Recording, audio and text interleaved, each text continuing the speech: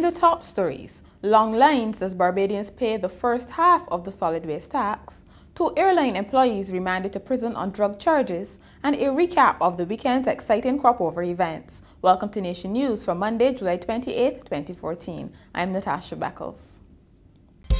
No matter where you are in the world, at home or abroad, Nation News keeps you connected with what's happening in Barbados through our website, video newscast, and online e-papers. So stay connected with Nation News.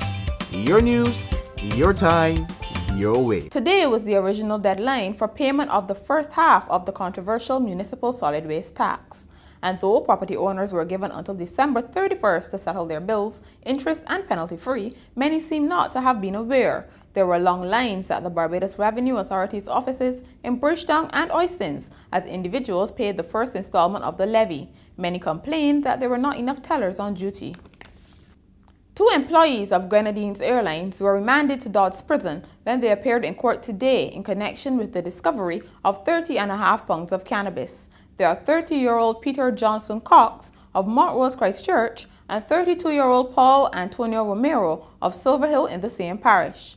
They were the sole occupants of an airline-owned vehicle which members of the drug squad intercepted on the ABC Highway on Saturday. Police say a search of the vehicle revealed a green haversack containing 16 packages of cannabis. Both men were charged with possession of the drug, possession with intent to supply, trafficking, and importation. They will return to court on August 11th. Vice President of the Barbados arm of the Commonwealth Parliamentary Association, Mia Motley, believes Caribbean people have become disinterested in the decisions made in regional parliaments unless measures directly affect them. And she is calling for a restructuring of governance to take place in the region at the level of CARICOM in an effort to include Caribbean people in the process. Ms. Motley, who is also leader of the Barbados Labour Party, said governments have to find new ways to engage citizens, including wider use of social media, given the current ease of access to information. She made the comments this morning during the association's 39th regional conference at Hilton, Barbados. Minister of Industry Donald Innes wants to see the history of the Barbadian manufacturing sector recorded, and he has challenged the University of the West Indies to write something constructive that captures the vision of political leaders over the past century, the individuals who led the Industrial Revolution, and the impact that the new manufacturing revolution will have on the country. He said his vision was for a technologically driven manufacturing sector which contributed to the region and beyond. Mr. Innes made the comments last Saturday evening at the Barbados Manufacturing Association's 50th anniversary cocktail and awards ceremony. Police and officials from the Barbados Sea Turtle Patrol are investigating the butchering of a nesting female turtle near Schooner Bay condominium in Speightstown. The turtle, which came up to lay its eggs, was discovered with its head slashed. There was no evidence of poaching. This is the second time in a week that members of staff at the condominiums have dealt with such a killing. Over the weekend, another turtle was found near Kings Beach Hotel and another on July 20th in the car park of St. Albans Church. Some crop-over news now. 2 monarchs were crowned when the MQI 98.1 The One Soca Royale competition came off at Bushy Park yesterday. Biggie Irie won his first soca title in Barbados when he took the Sweet Soca Trophy for his infectious Pankatang. He beat Red Plastic Bag into second, while Sanctuary finished third, and defending Monarch Blood had to settle for fourth. Meantime, Gorg was first-time lucky in the Party Monarch competition with the popular Miram. A favorite from the start, Gorg dethroned Soca Cartel, who finished a close second. Third was Mikey, followed by Blood and the lone female Crystal, who was fifth.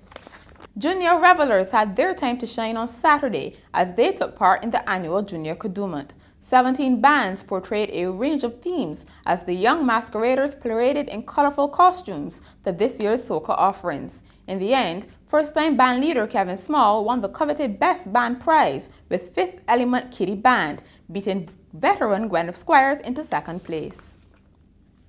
UV Vibes Breakfast Fete took place on Sunday at Sugarland Gardens. Local and regional artists kept the crowd partying through the morning. Things are beginning to pick up on the local movie scene. Director of Beijing's Emotion, Ricky Redmond, says public and private sector interest in the Barbadian film industry is showing signs of improvement. Speaking during the recent premiere of the new movie Too Smart at Olympus Theatres, Mr. Redmond said government was showing interest through the Barbados Investment Development Corporation. And while the local private sector was not involved at the same level as in other countries, he said the situation was improving. The film producer added that Beijing in Motion had been able to create a buzz among local moviegoers and remained committed to producing 3 feature films per year. In sport, defending champions Barbados finished second at the Caribbean Union of Teachers Games in Trinidad and Tobago over the weekend. Jamaica won with 587 points, Barbados were second with 426, and Trinidad and Tobago were third. Among the athletes draping themselves in double gold were young Malachi Harris of Deacon's Primary and Shanita Broom, who made her career debut this year.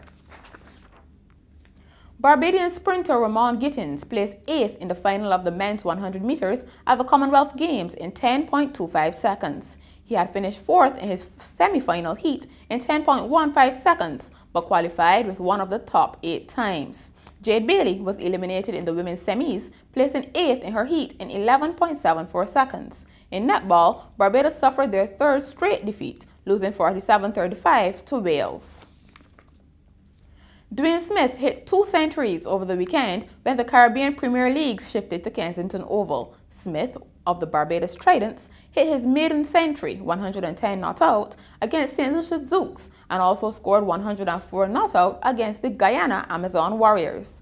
Barbados Tridents won 2 of the 3 matches, beating the Zouks and the Hawksbills, but their undefeated home record ended against the Guyanese on Saturday night. Seeming in control of the match, the Tridents were 7 runs short against the Amazon Warriors, who had lots of support at the Oval.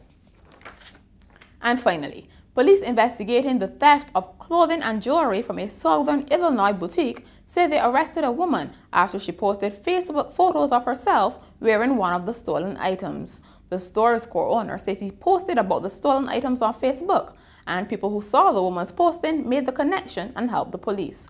The 27-year-old faced misdemeanor retail theft charges, but she's free on her own recognizance. And that's it for Monday. Get your news on our website nationnews.com, as well as YouTube, Facebook, and Twitter.